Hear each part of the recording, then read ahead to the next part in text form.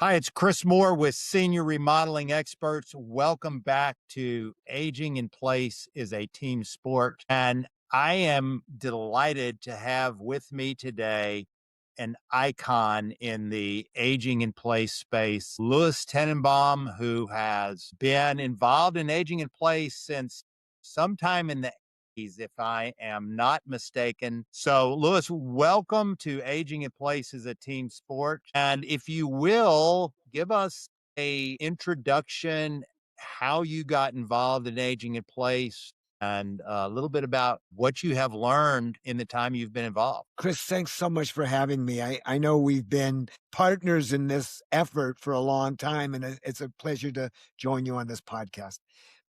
I finished college in 76 and wanted to build my own solar house. So, to my father's great dismay, I went out and got a job as a laborer on a construction site. And over the years, as many do, you learn by doing. And I became a carpenter and contractor. In 19, I was asked by a client, a regular repeat client, to help a family whose son had been injured in a gunshot accident and was in rehab paraplegic. I went and saw this person and asked the mom, the kid was 12 years old.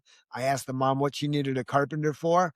And she said so clearly, I didn't help him in the bathroom before he was injured. I don't want to be in the bathroom with him when he comes home from rehab. So she was really expressing independence, which is what's behind all this. We could talk about the details of interdependence, but we think of it as independence. I did not know what to do.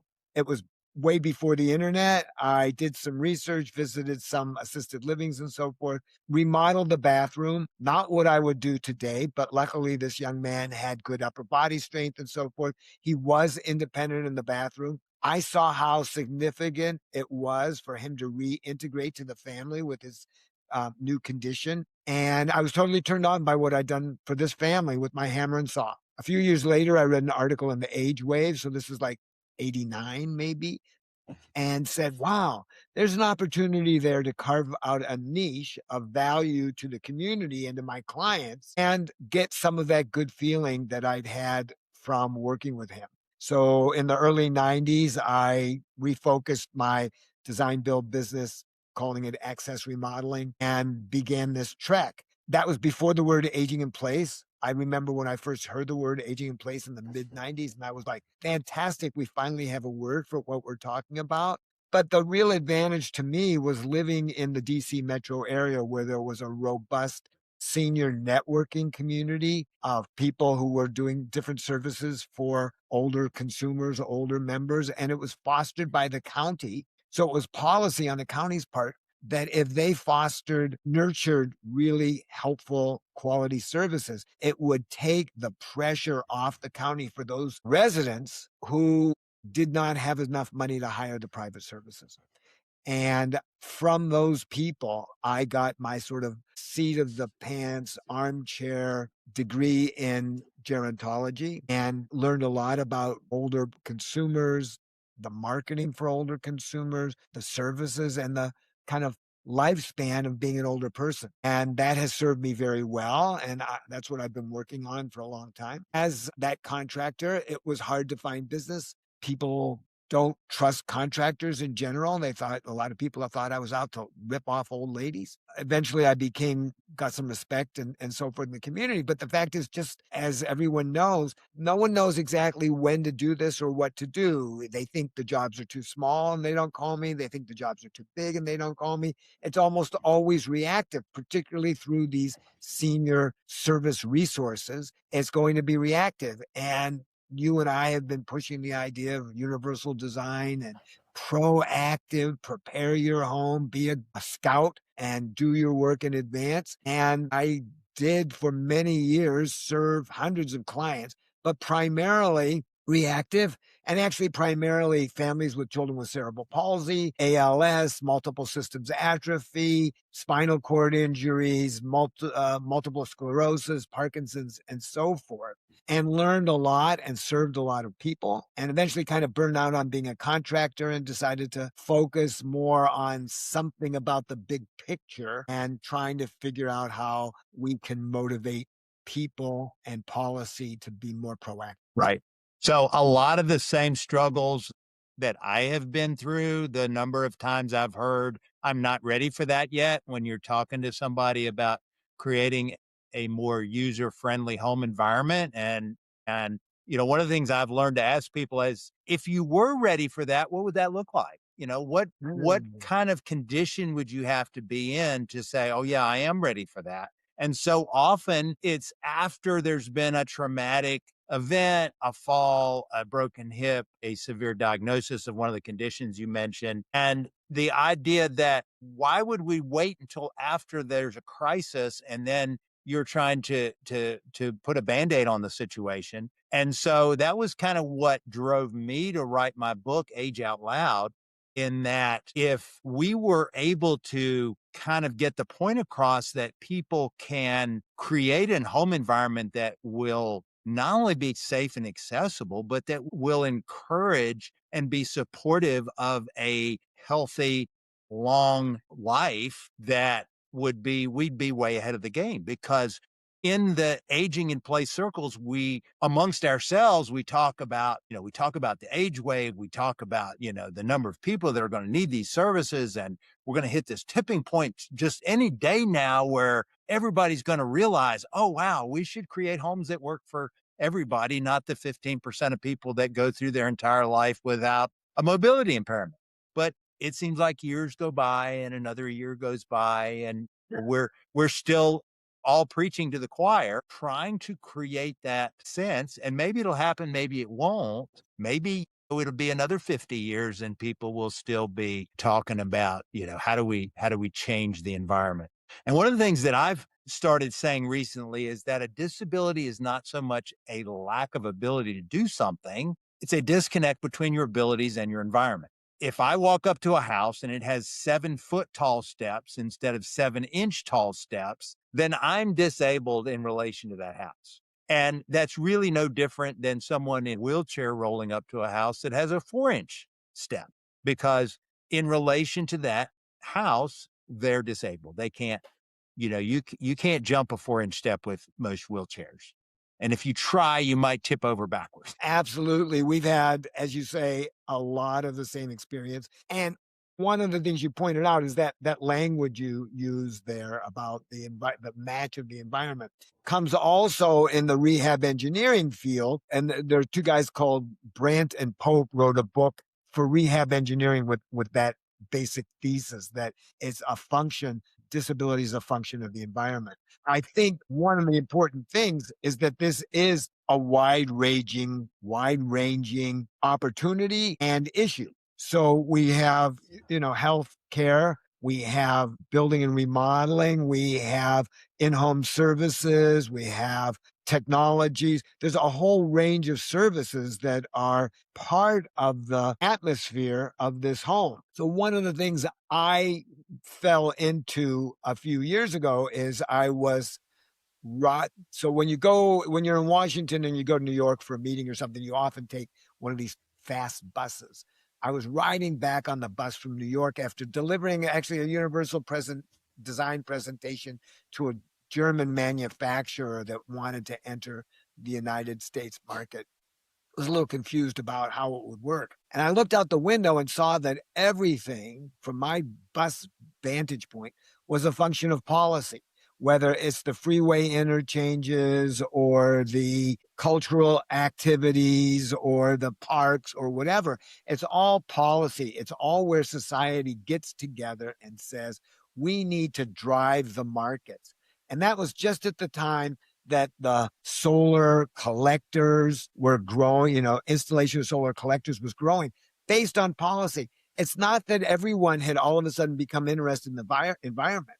It was that all of a sudden everyone had a possibility of a discount and they were getting some of that discount from the government. So they went out in droves and built that industry.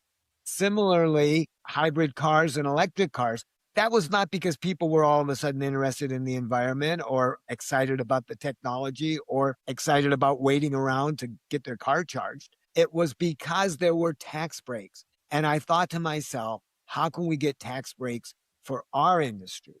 And if we look at it that way, and we wrote a white paper, a retired economist I knew wrote a white paper. I think it's available on the Homes Renewed Coalition website. I think it's called Making Your Home Safe to Age in Place. And he ran through the numbers and said that over a 10-year period, he found all kinds of resources, economics out there.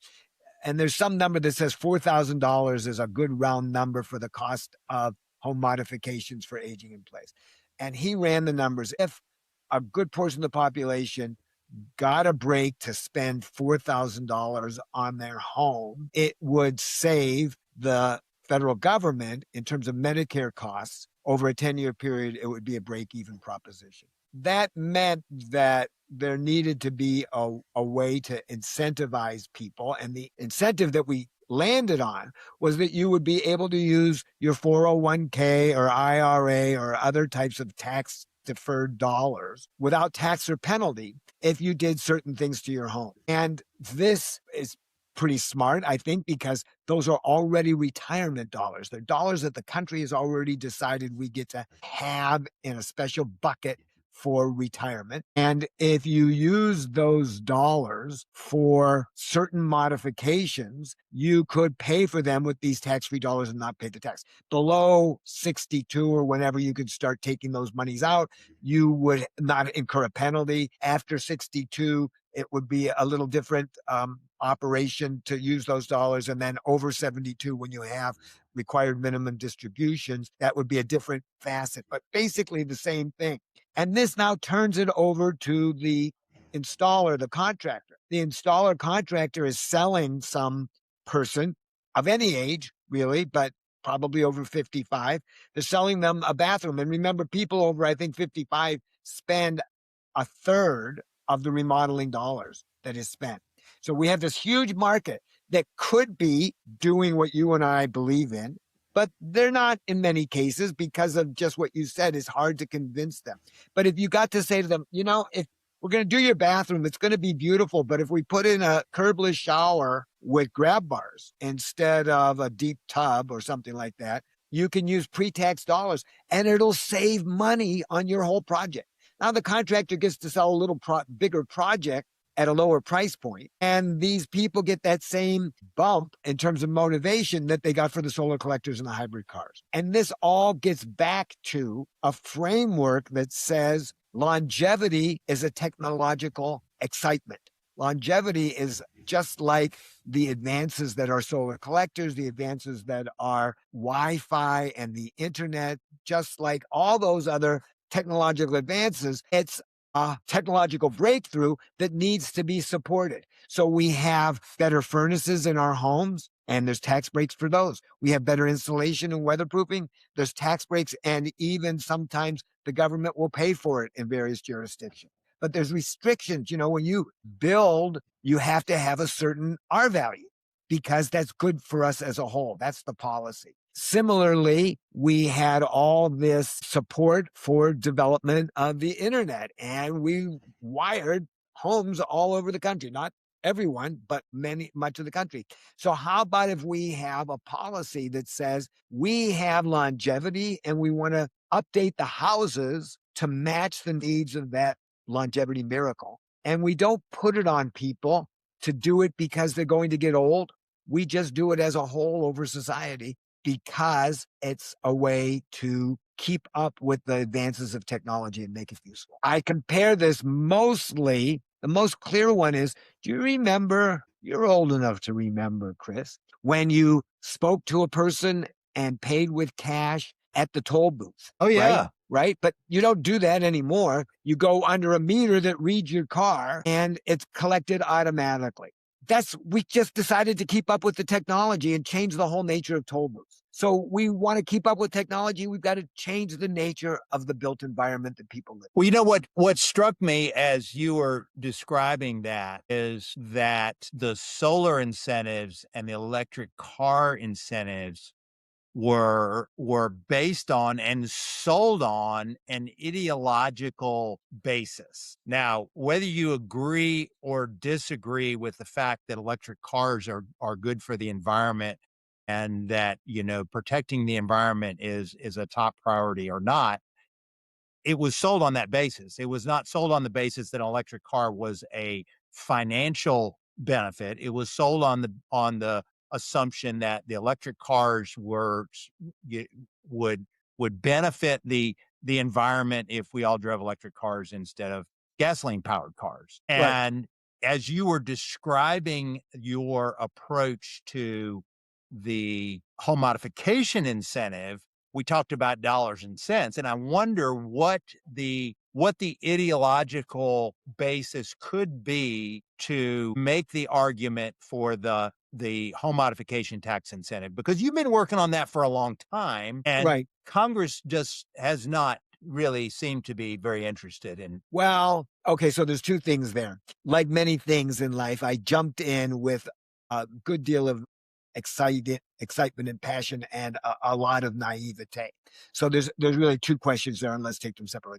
For what so the point is it really does both improve lives to be able to live in your home. It's what people want. We can't afford to build enough adequate senior housing that no one wants anyway. So we take the existing housing stock and we update it so it really works for people as they're aging. So it's a response, as I say, to the technological revolution of longevity, right? That saves people money because a modified home uses, there's a Canadian study, something like 42%. I don't remember the numbers very well, but like 42% caregiver hours are needed in a modified home. So right there, that family is saving money, or whoever's paying for that, whether it's Medicare or Medicare Advantage or whatever, they're saving money, fewer injuries, falls, etc., in a modified home. So again, healthcare is saving money. And now we have this idea that the value is we want to be supporting. We agree that doing a good job of being respectful and honoring the science of longevity and the older people it produces is a positive value for society. That's one thing. In terms of the actual bill we got introduced, HR 7676, which was, I think, in 2022, got two congresspersons to introduce the bill. And this is very typical. Many bills go through 10. Remember, Congress is 2-year cycles. So many, they introduce bills. Sometimes they introduce, I think, something like 8,000 bills a year. Only a handful of them get passed, but they get reintroduced over and over again. And the 10th or 6th introduction, there's enough. Every year they horse trade and a couple more people come on and support my bill because I'm supporting your bill. And after 6 or 10 years, there's enough support for the bill to get passed. The problem was our two supporters did not run for Congress the next time. They went on, Charlie Swazi in New York and Christ in Florida. Both went on to run for governor, which meant they gave up their seats. So we didn't have a champion to reintroduce the bill the second time. And I was basically burnt out on doing that because I didn't have the background to set it up as something that would pay a salary for me, and I was putting a lot of time and energy into it, and I got frustrated. And I have been working a little bit with the National Aging in Place Council, trying to find a home for this idea to be picked up and pursued. I don't think it's too late. I think it's still viable as an idea. And I think we recognize even more than we did 4 years ago that we need to find a way to have the process of aging be less sometimes, but also less to families, be less burden on families, and cost less to the healthcare system. Yeah. Yeah, 100%. And we have here in Virginia, we have the livable homes tax credit, Right. which recently went up to $6,500 on state income tax. A similar type of enactment on the federal level would be fantastic. And there's a basic difference in that the livable home tax credit, which is brilliant, and I believe there's a certain amount of money allotted every year, and it gets used up every year. The difference is it's age and or income qualified. So it right away stigmatizes it as something for poor and or disabled people. Well, the livable homes tax credit is not based on age, and as long as you're paying income tax, it's a credit. But so it doesn't, you can't, there isn't a limitation on that based on mobility or ability or anything like No, that?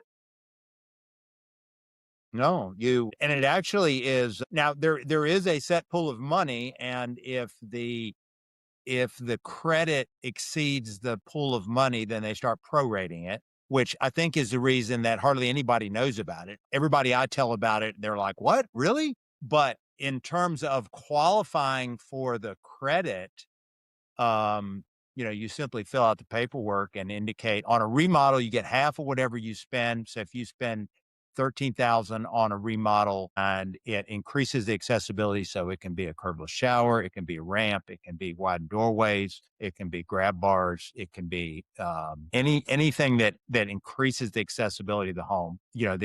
The only income stipulation is that it benefits you to the degree that you have state income tax liability. So, it's interesting. I thought there was a mobility or disability qualification to it, which I guess I fully believe that you're telling me something I didn't know. Yeah. But the question becomes, how does the expenditure on the state's part save money for the state as well? Is there Oh, a that I direct have no idea. I mean, as far as from a policy perspective, I mean, all I know is from from a consumer perspective that I have clients that it helps them pay for their home modifications. yeah, yeah, Is as far as what the and we there's also a grant. The Virginia Housing Development Authority has an 8,000 well three $8,000 grants, one for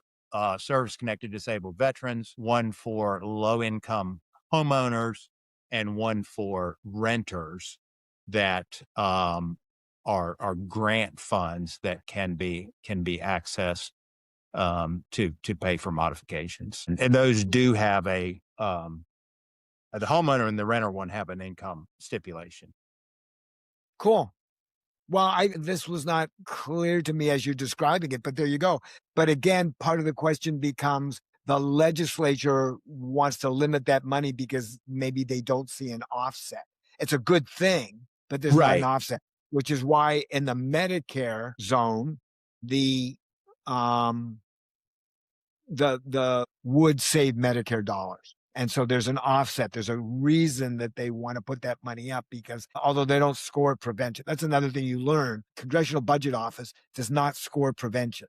So they only score costs. They don't score prevention at all. They don't look for, even though we have this white paper and so forth, they just don't score that. So that's part of the naivete that I went into it. And yet, Chris, we both believe in what we're doing. So naivete can be part of that legitimately, right? We want the world to be a better place. That's right.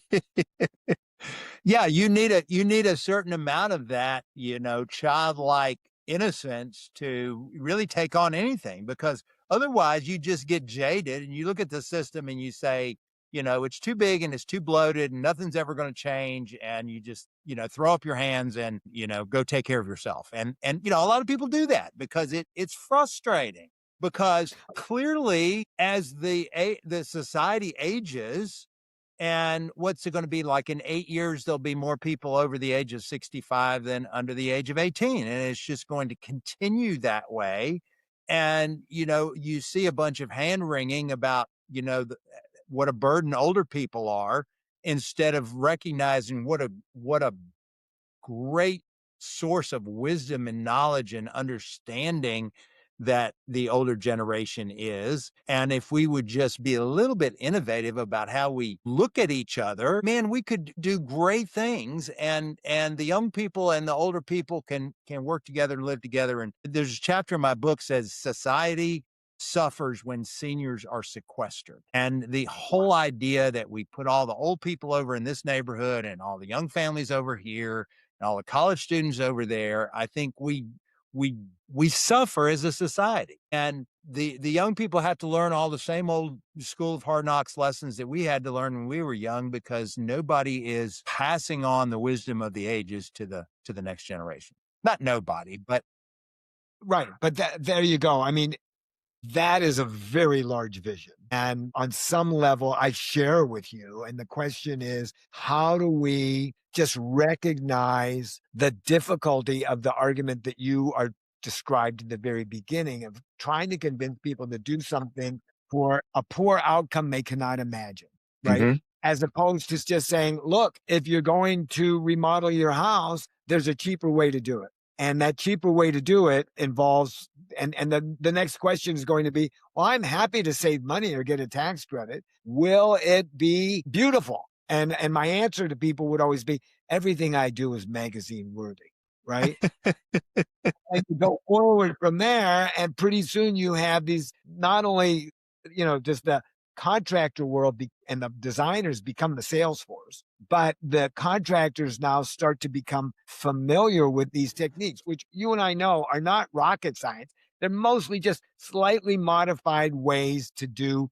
things that we've all done before anyway. Right. And and then those become the standards. So even if, for example, like the tax credit ran out in 10 years, the tax incentive ran out, the contractors were going, oh, we always do roll-in showers, curbless showers. It's just the way we do showers nowadays. That was my vision, that it would become the standard of practice rather than the current standard of practice, which goes back when I was a young carpenter. Young carpenters, it seems, and old carpenters build porches, rebuild porches, right? Because for some reason, and you want to do the flashing. If the porch lasted 80 years, you want to do it the same way.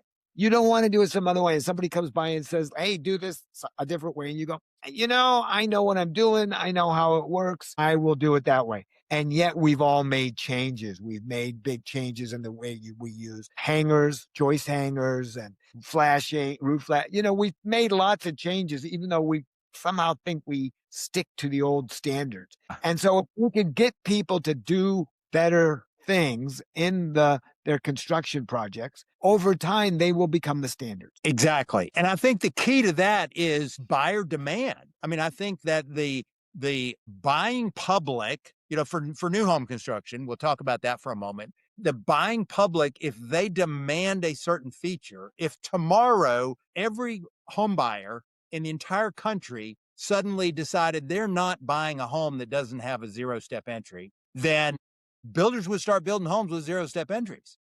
Absolutely. Because that's what the But market. how about if every builder was able to say the least expensive way for me to build is no step entries, and that comes from a policy, or the homeowners have a way to demand it because it saves them money. I actually had one builder. So after I stopped being a contractor, kind of in the early 2000s, and started writing and consulting. I did some consulting with the 50 plus housing industry and the 50 plus council rather than the remodeling council at National Association of Home Builders. And I got to be consulting on a number of developments, senior 50 plus home developments. And I always encouraged all no step entries. And this guy said to me, well, okay, I'll do 25%.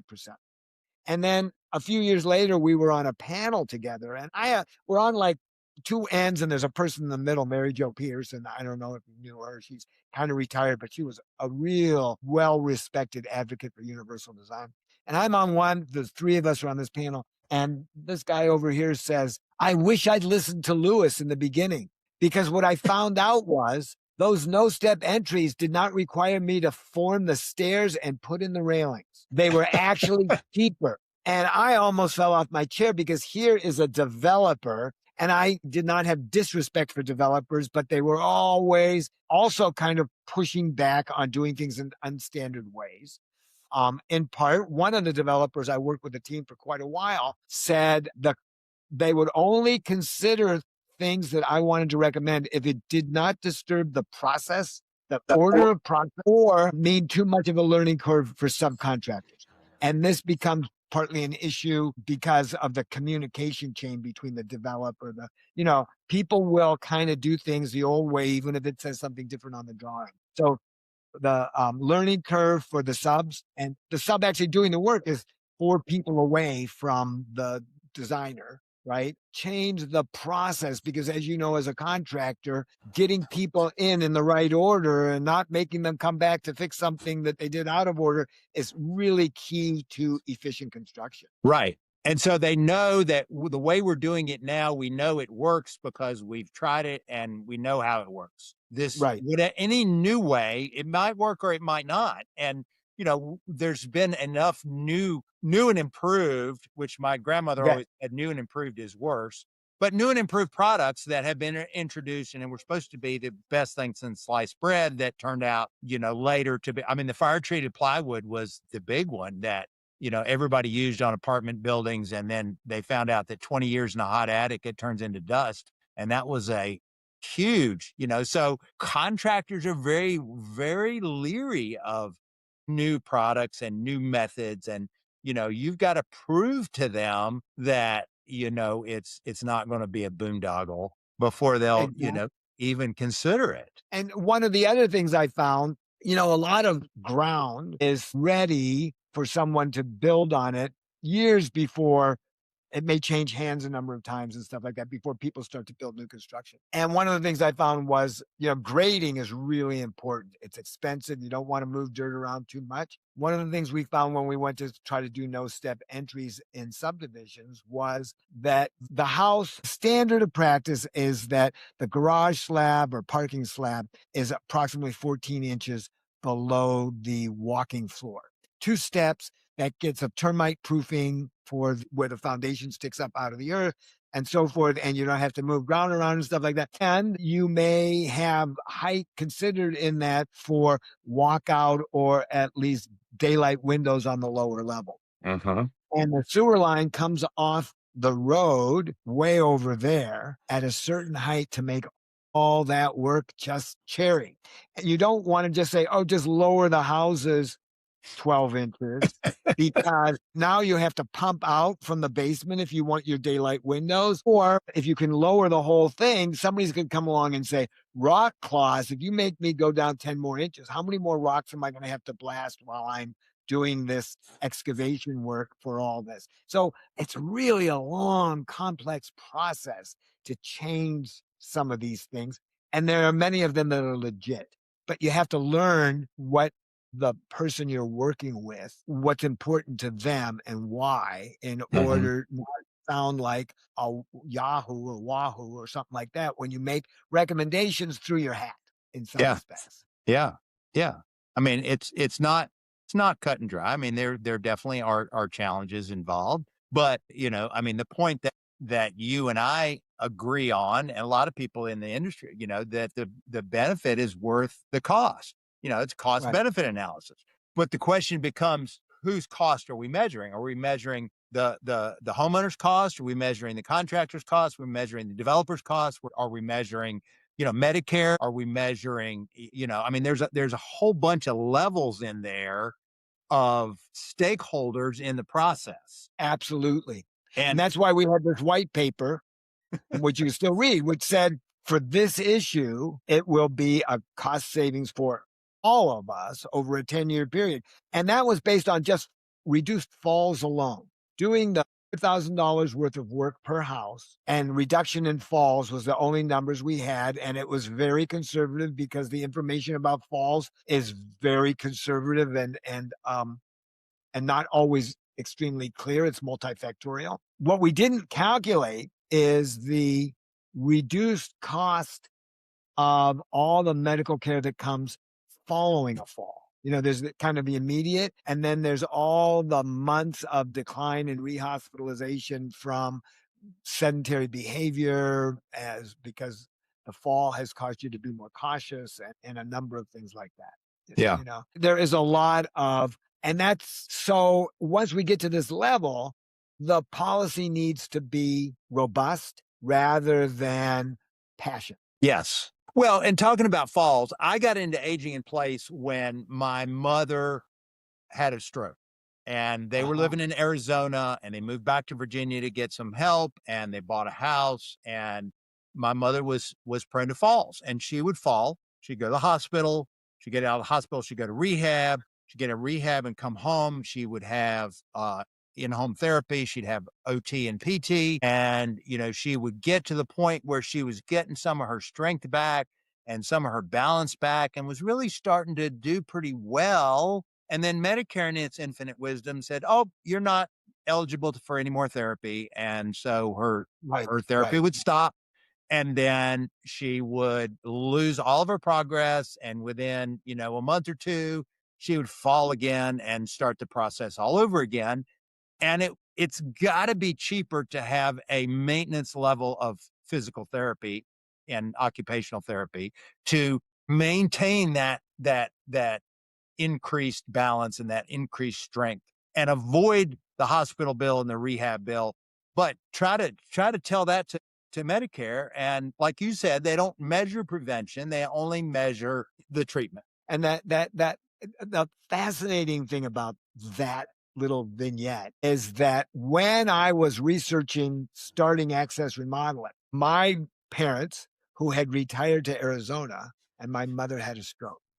Wow. So we learned about the Medicare and which rehab is the better rehab and what are they really doing there. What we found with my mother was when she was in rehab, it had been, for whatever reason we chose that rehab, it was in an unused hospital corridor that they had converted to a rehab facility, which was okay, except it had narrow doors to the bathroom. And my mother couldn't get in the bathroom. So in her room, she had to use a bedside commode, Mhm. with assistance. She hated that. She found out that when they took her down to PT, there was an accessible bathroom which she could get into and use. So every day she got down there and she'd say, "Oh, I have to go to the bathroom." She would use the bathroom and use up half her PT time getting in and out of the bathroom with help from the PT, who was very generous and nice, but she missed it. So there's all these little pieces Mhm. that have to come together for us to be able to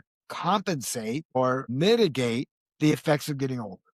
Right. And just having a home that you can go back to, now, I mean, there's all this stuff. I forget the word where, having a green space outside your window, that improves people's recovery time and so forth. Having a home that you can go back to, being able to go back to your home and go, now I can start my life over. I know where I'm, this is my home. That is an absolutely key value to everyone's life. And Yes. our country has supported it for many, many years by subsidizing mortgages, right? So this is not small. Now, subsidizing mortgages, people may say, oh, that's really just been a boon to the builders. But it's also been something that as Americans, we've come to view as part of the wonder of American life. Right. Yes. And a sense of well-being, a sense of peace, a sense of feeling, that you just described is huge. I mean, it's immeasurable in keeping somebody a quality of life, and, staying healthy. And I mean, it's just so. But I think that the big, while we're talking big picture, Yeah. that all of these parts and pieces that are part of living a full and long and healthy life is that there are all these entities that have vested interests in parts and pieces of that. The pharmaceutical companies have a vested interest in selling you lots of drugs. The senior living communities have a vested interest in getting people to move into their communities. All of these different parts and pieces are pulling people in different directions. And those of us who are advocating for aging in place and universal design, there is not a centralized force that is pulling all that together. And in some ways, that's a good thing, because anytime there's a centralized force, they get to call the Yeah. shots. But in another way, it's disjointed, and there's, those of us that are providers are fighting against this resistance and fighting against these policies, and trying to make sense of the whole thing when we're holding a piece of the puzzle. So what I see there, and this is partly what I said when I go back to the service providers and getting my School of Hard Knocks degree in gerontology, right? What we need is what I would call a complex, comprehensive, coordinated system for having these services follow one from the other as necessary, without the poor daughter or daughter-in-law or husband or spouse or partner doing a bunch of research day after day after day. Right. Because people say to me, well, we finally got my mom and we think everything's all set. And I laugh inwardly because it's never all set. It's Yeah. changing next week. You need somebody else. You need something else next week. I wrote a paper about this in 2010 or 2011, published by the MetLife Mature Market Institute, called Aging in Place 2.0. I It's remember still that. available. The beauty of it, Chris, just from what you said, is the message, the description in there is still extremely current. That's the good thing. The bad thing, the really bad thing is it's still extremely current. We haven't progressed hardly at all since I wrote that. Now I would like partners or funding to write something called Aging in Place 3.0, which really describes the business model, the improved business model from that systematic, coordinated, comprehensive approach that people are making good money in many cases, hopefully, providing these services. But would it be better, easier, and more profitable for everyone if we had that systematic, coordinated approach that those businesses, there would be an ease, just on a simple level? If home modifications are done, one of the big problems of a home care agency is client tenure, and client retention and worker retention. So a safer home, universally renovated home is safer for the person, for any caregivers, whether paid or not. So there you go. If there are people, workers' comp for caregivers is higher than workers' comp for contractors, right? So if we can make those home environments safer, that's going to reduce workers' comp exposure for the home health industry. And also, because of these dangers, because of it's constantly changing, client tenure is very short, somewhat typically. So your customer acquisition cost is high. It's a function of what it takes to get a new customer and how long they last. If they last 50% longer, your customer acquisition cost is going to sink to the bottom. So in just that, if we could coordinate that the services we know of home modification were really applied in a way that allowed people to get their care more safely and get their care longer in their homes, it would be a big benefit for the home care industry. How do we convince them? How do we convince them that? How can we convince them to be our partners instead of somebody that they scratch their head about and go, yeah, Chris, he's a good guy. I'm not sure exactly what he does. Yeah. And I think that's a $64,000 question. How do we can lay out the case that it benefits everybody. How's it going to happen? And I think that whoever figures out this delivery system that resonates and that works, will make millions because Yeah.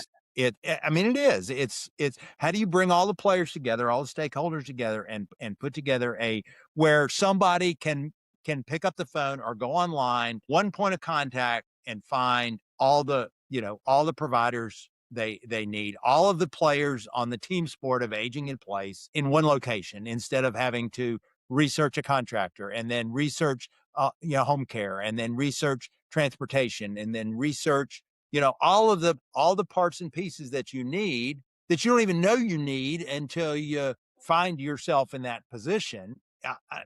It's exhausting, and people don't think about it until they're up against it, and all of a sudden, one day everything's good, the next day I'm a full-time caregiver, and I, uh, I'm overwhelmed. I have no idea what I need or who to call or who to talk to, the absenteeism rate, you get people missing time from work. There It's you go. Just on that alone, if there were an employee benefit that allowed people who are caregivers to provide some home modifications to their parents, yeah, grab bars, you know, yeah, that would reduce that absenteeism or presenteeism, I think they call it, at work. yeah, And there was a paper many years ago by maybe the National Alliance for Caregivers that was funded by IBM, I think, which, it's funny, we can think back to when IBM was a yeah, robust company, and now we don't even know where it is because that cost is huge to businesses.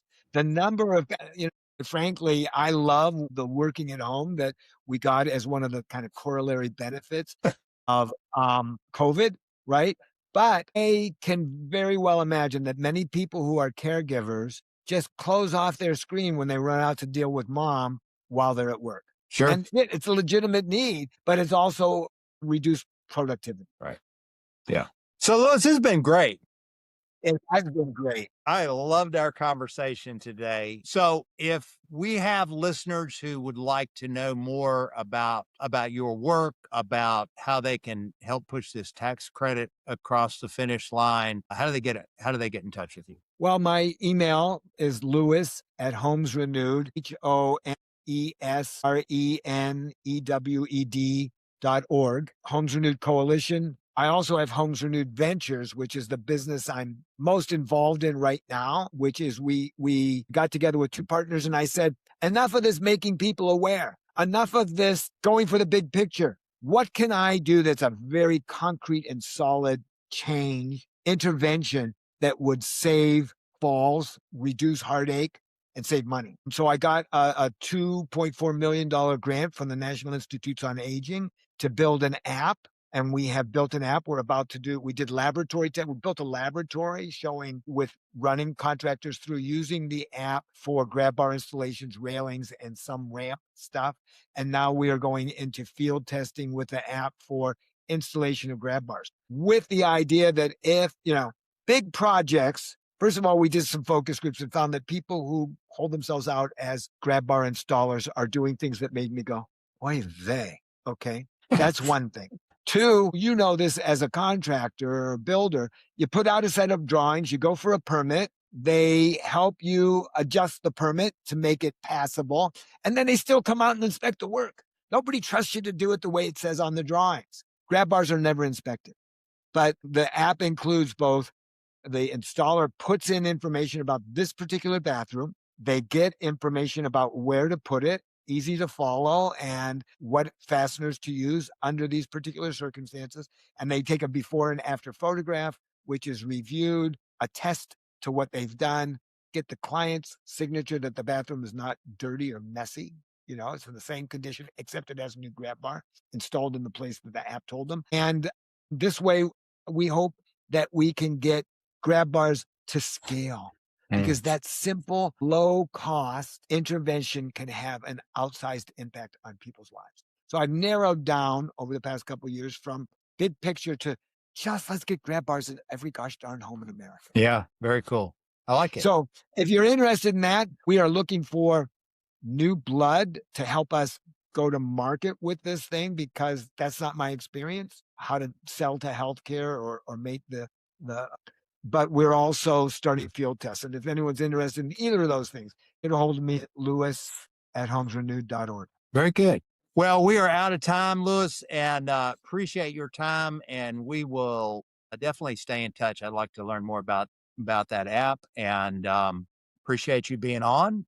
And until next time, this is Chris Moore with Senior Remodeling Experts, and aging in place is a team sport. See you next time.